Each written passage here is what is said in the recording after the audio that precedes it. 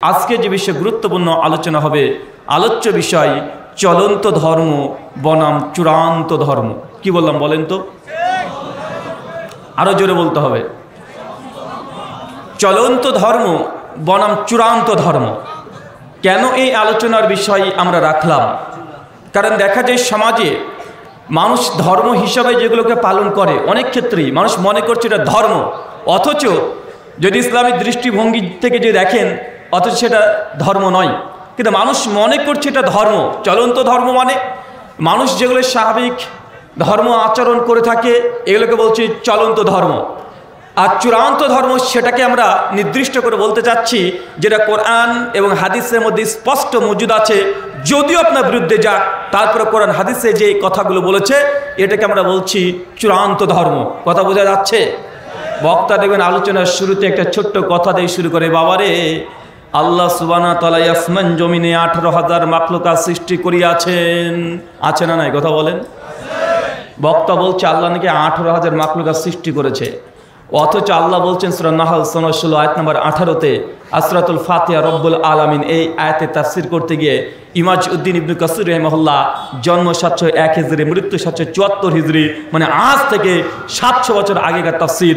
তিনি বলছেন যে আল্লাহ কত কোটি যে মাখলুকাত সৃষ্টি করেছে, মানুষ আর জিন জাতি আল্লাহর মাখলুকাত গুণে যদি শেষ করতে চায় তবু গুণে শেষ করা সম্ভব নয়। আল্লাহর দাবি আল্লাহর মাখলুকাত গুণে শেষ করা সম্ভব নয়। হুজুর গুণে ফেলেছে 18,000। আছে না নাই? কথা বলেন।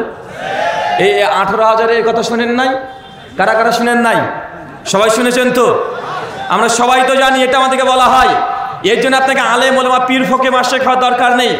যারা বায়োলজি নিয়ে পড়াশোনা করেছেন, যারা জীববিদ্যা নিয়ে পড়াশোনা করেছেন, শুধুমাত্র গোটা বিশ্ব জগতে যে প্রাণ জগৎকে নিয়ে কাজ করে, তারা ন্যাশনাল জিওগ্রাফি বলেন আর ডিসকভারি বলেন, এরা আজকের দিনে দাবি করছে গোটা বিশ্ব জগতে কমপক্ষে 1,67,000 প্রাণীর অস্তিত্ব পাওয়া গিয়েছে। আর হুজুরে বলছে 18,000। হুজুর জানেই না, শুধু সমুদ্রের নিচে মাছের প্রজাতি আছে 9,000 প্রজাতির মাছ পাওয়া যায়। জঙ্গলে শুধু পোকামাকড় কমপক্ষে 20,000 প্রজাতি পাওয়া যায়। তার মানে বোঝা যাচ্ছে ধর্মের নামে অধার্মিক কথা সমাজে প্রচলিত আছে না নাই? আপনাদের সবাইকে প্রশ্ন করছি, বলেন তো কোরআনুল কারীমের মধ্যে কতগুলো আয়াত আছে?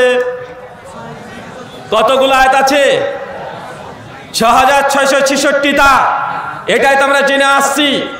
যাদের বাড়িতে যতগুলো কোরআন আছে, কোরআন মাজিদকে আজকে হাতে নেবেন, সেটা মাওলানা আশরাফ আলী থানভী হানাফি দেওবন্দীদের হোক, অথবা মাওলানা আহমদ রেজা খান বেরেলভী ফেরকায় বেরেলভী সুন্নিদের হোক, গিয়ে বাড়িতে নিজের কোরআন মাজিদকে একবার সূরা ফাতিহার 7খানা আয়াত, সূরা বাকারা 286 নম্বর আয়াত, সূরা আল ইমরানের 200 নম্বর আয়াত, এই সবগুলোকে 5টা মিনিট সময় নিয়ে একবার গণনা করে দেখেন তো 6,666টা। আপনার বাড়িতে যে কোরআনটা আছে, সেই কোরআনে 6,666 আয়াত আছে না নাই? পাবেন না। কয়টা আছে? কয়টা আছে? 6,236টা। তার মানে আপনাকে বোঝানোর চেষ্টা করছি, পবিত্র কোরআন মাজিদের আয়াতের সংখ্যা সমাজে প্রচলিত আছে 6,666। কিন্তু আজকে আপনি পরীক্ষা করে একবার দেখেন, যা যোগ বিয়োগ করতে পারেন, কোরআন মাজিদকে সামনে রাখেন, ক্যালকুলেটর সামনে রাখেন, 5টা মিনিট সময় হাতে নিয়ে আপনি কোরআন মাজিদকে এখনই আয়াতগুলো গণনা করেন, 6,666 আয়াত পাবেন না, আছে 6,236টা। তার মানে বোঝা যাচ্ছে ধর্মের নামে অধর্ম, চলন্ত ধর্ম সমাজে চলছে। চলছে কি চলছে না? এটা শুধু যে আমাদের মুসলিমদের মধ্যে চলে এমনটা নয়, কিন্তু এই ধর্মের নামে অধর্ম পৃথিবীতে যারা সবচেয়ে বেশি করে এবং সাধারণ আম জনতাকে যারা বিভ্রান্ত করে, সাধারণ আম জনতা মানুষ যারা আছে, সাধারণ মুসলিম, এরা কখনোই বিরোধিতা করতে চায় না। এই বিরোধিতার মূল জায়গাতে বসে আছে বড় বড় আলেম ওলামারা। কারা? কথা বলেন। বড় বড় আলেম ওলামা, এরাই সবচেয়ে বেশি বিরোধিতা করে। সাধারণ আম জনতা তো জান্নাতে যেতে চায়, তারা তো কোনো জায়গাতে যেতে চায় না, তারা তো জান্নাত যেতে চায়। মানুষ জান্নাতের কাঙাল। একজন রিক্সা চালক, ভ্যান চালক হচ্ছে জান্নাতের কাঙাল। এই জন্য তাকে দেখা যায় সকালবেলাকার প্রথম ইনকামের টাকাটা একজন পীর সাহেবকে দিয়ে সে মনে করছে যে আমি জান্নাত যাব। আছে না নাই? যদিও কাজ ঠিক না ভুল পরের বিষয়, কিন্তু সাধারণ আম জনতা চায় জান্নাতে যেতে। বারবার আপনার সূরাতুল ইখলাস পড়ছেন, বারবার আপনি বলছেন ইয়্যাকা না'বুদু ওয়া ইয়্যাকা নাস্তাইন, আল্লাহ আমি তোমারই ইবাদত করি, তোমার কাছে সাহায্য চাই, তোমারই ইবাদত করি, তোমার কাছে সাহায্য চাই। যেমন আলেম ওলামার কাছে সাধারণ আমজনতা চলে যায়, হুজুর আমার এই সমস্যা, হুজুর আমাকে কিভাবে সমাধান হবে? হুজুর আপনার হাতে আর মাথায় তাবিজ দিয়ে দেয় কি দেয় না? তাবিজ দেয় কি দেয় না? তাবিজ দিয়ে দিচ্ছে, বিনিময় টাকা আছে না নাই? তাবিজের বিনিময়ে টাকা। নবীর কাছে কোন সাহাবীরা যদি কোনো বালা মুসিবত নিয়ে যেতেন, নবী তাবিজ দিতেন না, নবী দিতেন ঝাড় আর ফুঁক। আল্লাহর নবীকেও ইহুদি নারী যখন বিভিন্ন রকমের কটু কার্য করেছিল, নবীর উপরে জিনের উপরে বিভিন্ন কার্যকলাপ করে যখন নবীকে বশ করার চেষ্টা করেছিল, আল্লাহ আসমান থেকে কি নাজিল করেছিলেন? তাবিজ না কোরআনের আয়াত? তাবিজ না কোরআনের আয়াত? আসমান থেকে কি সূরা ইখলাস নাজিল হয় নাই? সূরা নাস নাজিল হয় নাই? সূরা ফালাক নাজিল হয় নাই? কিন্তু বর্তমান সমাজে আমাদের ঝাড়ফুঁক তুলে দেওয়া হয়েছে, আর এর পরিবর্তে নিয়ে আসা হয়েছে তাবিজ। আর তাবিজকে বলা হচ্ছে যে এগুলো তোমরা পড়ো, কারণ এখানেও হুজুরের ব্যবসা লুকিয়ে আছে, হুজুরের আর্থিক উন্নতি আছে। কিন্তু সাধারণ মানুষকে যদি হুজুর ঝাড়ফুঁক করে দেয়, সাধারণ মানুষকে টাকা দেয়? কথা বলেন, টাকা দিলেই বা কয়টা টাকা দেয়? 50 টাকা, 100 টাকা? আমাদের এই মাহফিল, ওয়াজ মাহফিল থেকে শুধুমাত্র কিছু মানুষ আছে যারা হিংসা করে, শুধু হিংসা নাই, বরং তাদের ব্যবসাতে ভাটা পড়ে যায় আমাদের কথাগুলো শুনলে। কারণ আমরা যখন ইসলামের বিশুদ্ধ ইসলাম বলি, আরে ভাই এই তাবিজের ব্যবসা বন্ধ করেন, তাবিজ কোরআন হাদিস দ্বারা প্রমাণিত নয়, বরং নবী ঝাড়ফুঁক করেছে, তো যারা তাবিজ ব্যবসায়ী তাদের রাগ হবে না? রাগ হবে কি হবে না? রাগ হবে বাধ্য। যখন বলছে আল্লাহ নবী বলেছেন মানুষ যদি মারা যায় তার সমস্ত আমল বন্ধ হয়ে যায়, ইল্লা সালাসা, 3টে আমল শুধুমাত্র থেকে যায়। 1, নেক সন্তান যদি দোয়া করে আল্লাহ এটা কবুল করে। 2, ওই ব্যক্তি তার জীবন্ত অবস্থায় যে ভালো কর্মগুলো করেছে মৃত্যুর পর সাদগায়ে জারিয়ার মতো এই কাজগুলো চলতে থাকে। কিন্তু আমরা এগুলোকে বন্ধ করে হুজুরের কাছে যাচ্ছি, হুজুর বলছে তোর বাপ তো মারা গেছে, বাপের কি খতম দিয়েছো? তখন এক শ্রেণীর সাধারণ মানুষ বলছে খতম আবার কি গো? যে তোর বাপ কোরআন মাজিদ পড়া জানতো? বলছে না, বাপ তো কোরআন মাজিদ পড়া জানে না। তোর বাপকে কোরআন মাজিদ খতম দিয়েছে? তা তো দেয় নাই। তো তোর বাপকে তো কবরে দেবে রে ফেরেশতা। হুজুর ভয় দেখে ইনকাম করে, আছে না নাই? ছেলে বাপ কবরে আযাব পাবে, বাপের দুঃখ কষ্ট দেখতে পারে, সঙ্গে সে ছেলে বলছে হুজুর কি করতে হবে বলেন তাহলে? হুজুর তখন বলছে তোর বাপের নামে এখন কোরআনকে বসিয়ে দিতে হবে। তো কিভাবে বসিয়ে দেব? বলছে এই কোরআন মাজিদ কমপক্ষে একবার খতম তোর বাবার নামে বসিয়ে দিতে হবে। তো আমাকে কি করতে হবে? তোকে কিছুই করতে হবে না, আমারই কোরআন মাজিদ পড়া আছে, ওই কোরআন মাজিদ তোর আব্বার নামে দিয়ে দিব। বা আছে না নাই সমাজে? এখন কি করতে হবে? হুজুর বলছে ঠিক আছে সমস্যা নাই, তুই 1000 বা 500 টাকা দিস, তোর বাপের নামে কোরআন মাজিদটা দিয়ে দেবো। সন্তান বলছে বাপ যদি কবরে ভালোই থাকে তো 1000 টাকা জন্য কি পন্থা করে লাভ কি? এই নেন 1000 টাকা, ওইটা তোর বাপের নামে বল। তোর বাপের নাম বলেছে, তার বাপের নাম বল, তার বাপের নাম বলেছে, ওইটা ঠিক আছে চলে যা, তোর আব্বার নামে এই কোরআনটা গোটা দিয়ে দিব। হুজুর দেখেছেন ওয়াইফাই হুজুর, আছে না নাই কথা বলেন?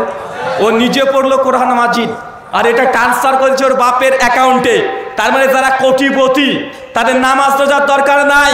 যারা কোটিপতি আছে প্রতিদিন 1 পারা করে একটা হুজুরকে ডেকে আনবে, 500 টাকা করে বলবে হুজুর আপনার কাজ হচ্ছে আমার বাপ জিন্দগিতে নামাজ পড়েনি, জিন্দগিতে রোজা করেনি, জিন্দগিতে কোরআন মাজিদ পড়েনি, তার তো কোটি কোটি টাকা আছে। এখন একটা হুজুর একটা পুষা রাখবে যে আপনার কাজ শুধু কোরআন মাজিদ পড়েন আর আমার বাপের নামে চালিয়ে দেন, বাপ এখন জান্নাতে ঘুরে বেড়াবে। ভাই হবে কি হবে না কথা বলেন? মানে টাকা দিয়ে কোরআন মাজিদ একজন পড়ছেন নাকি চলেছে আর একজনের কাছে, আছে না নাই? আমরা এই জিনিসগুলোকে বন্ধ করতে চাই। ধর্মের নামে যে সব প্রতারণা চলছে, ধর্মের নামে যে ধর্ম ব্যবসা চলছে, ধর্মের নামে যে নোংরামিগুলো চলছে, আমরা এই কুসংস্কারের বিরুদ্ধে যখনই যারা বলেছে তাদের উপরে নির্যাতন হয়েছে, এরা যুগ যুগ ধরে আমরা এটাই দেখে আসছি। আজকে যে নতুনভাবে আমাদের উপরে এইভাবে চড়া হবে এটা আমরা বিশ্বাস করি না, বরং আমাদের পূর্ববর্তীদের উপরেও ঠিক এই আচরণই তারা করেছে কি করে নাই? আল্লাহ নবীর কোনো অপরাধ ছিল না, নবীর কোন অপরাধ শেষ হয় কাফেররা ধরতে পারে নাই। যখন আবু জাহেল আবু লাহাবকে বলা হয়েছে, আবু সুফিয়ানকে বলা হয়েছে মোহাম্মদ কেমন, আল্লাহ নবীর বিরুদ্ধে একটা শব্দ বলতে পারে নাই, বরং কাফেররা সাক্ষ্য দিয়ে গেছে কাপড়া দ্যানহীন কণ্ঠে বলেছে যে মুহাম্মদ সাল্লাল্লাহু আলাইহি ওয়াসাল্লাম মুহাম্মদ হচ্ছে এমন একজন ব্যক্তি, তিনি আল আমিন, তিনি সত্যবাদী। মানুষ যদি তাকে টাকা রাখতে দেয়, সে টাকা সে আত্মসাৎ করে না, মানুষকে সহযোগিতা করা মুহাম্মদ ব্যক্তি হিসেবে ভালো। কিন্তু এ যে বলছে আমাদের একজন ঈশ্বর চলবে না, আছে না নাই? কথা বুঝতে পারছেন না ভাইজান? আল্লাহর নবীর ব্যক্তিত্বের উপরে তারা কোনো অভিযোগ করতে পারে নাই। আল্লাহর নবী যখন প্রতিবাদ করে গর্জে উঠলেন যে তোমরা নিজ হাতে যে মূর্তিটাকে তৈরি করছো, এটাকে পুজো করছো, এটাকে ভগবান হিসেবে বিশ্বাস করছো, এটাকে বিক্রি করে টাকা রোজগার ইনকাম করছো, এগুলো ঈশ্বর না। যখন আল্লাহর নবী প্রচলিত ধর্মের বিরুদ্ধে, চলন্ত ধর্মের বিরুদ্ধে বলেছে, সেই সময়তে নবীর বিরুদ্ধে নবীর আপন আপন চাচাগুলো গিয়েছে কি যায় নাই?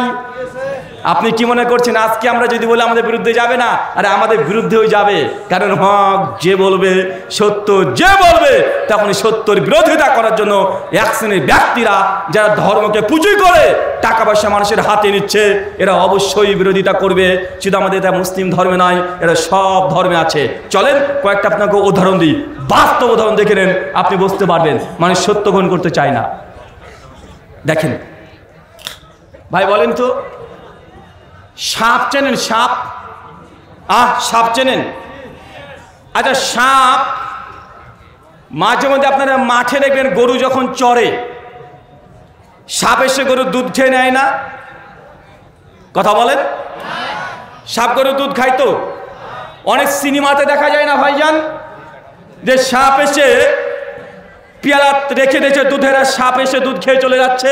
দেখা যায় কি যায় না?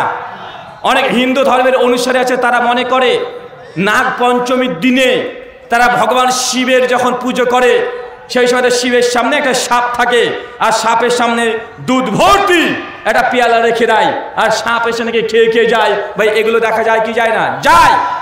এখন আমার প্রশ্ন, যারা বায়োলজি নিয়ে পড়াশোনা করেছেন, যারা জীববিদ্যা নিয়ে পড়াশোনা করেছেন, ভাই বলেন তো, সাপ কি দুধ খেতে পারে? সাপ কি দুধ খায়? আপনি যত চেষ্টা করেন সাপ দুধ খাবে না।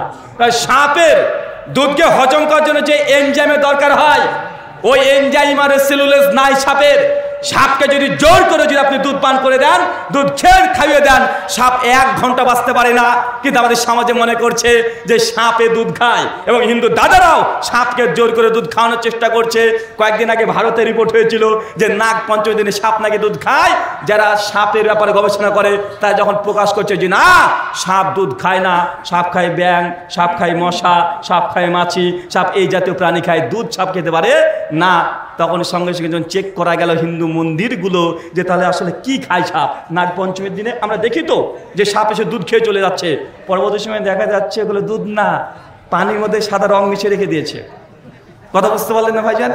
এটা আলোড়ন সৃষ্টি হয়ে গেল।